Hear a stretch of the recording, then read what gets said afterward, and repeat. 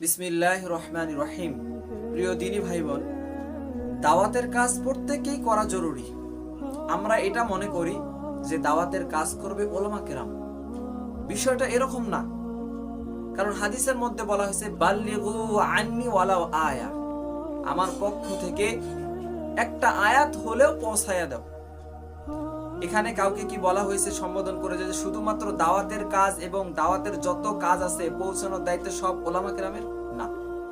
আপনি যদি একজন মুত্তাকি হন, আপনি যদি টুপিওয়ালা হন, দাড়িওয়ালা হন, পাঞ্জাবিওয়ালা হন, তাহলে আপনার উপরও এটা দায়িত্ব থাকবে যে আমি যেমন টুপিওয়ালা হয়েছি, দাড়িওয়ালা হয়েছি, পাঞ্জাবিওয়ালা হয়েছি, মুত্তাকি হয়েছি, আমি যেন আরেকজনকে আমার মতো করতে পারি।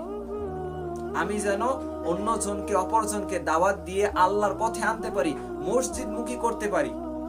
প্রত্যেক এলাকার যারা দাড়িওয়ালা, টুপিওয়ালা, যারা মুত্তাকি, প্রত্যেকেই যদি আমরা বছরে বা 6 মাসে একজন করে নামাজি বানানোর টার্গেট করি, ইনশাআল্লাহ আমরা সফল হতে পারবো।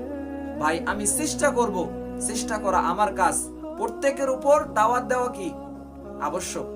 প্রত্যেক ব্যক্তি আল্লাহ রাস্তায় দাওয়াত দিবে, মানুষকে মসজিদমুখী করার জন্য, আল্লাহমুখী করার জন্য দাওয়াত দিবে। শুধুমাত্র ওলামা কেরাম নয়, প্রত্যেক শ্রেণীর মানুষ তার অপর ভাই যে পথ ভোলা, তাকে সরল পথে ফিরে আনার জন্য সে দাওয়াতের কাজ করবে। আল্লাহ তাআলা আমাদের সকলকে এই দাওয়াতের মেহনত করার তৌফিক দান করুন। আমিন।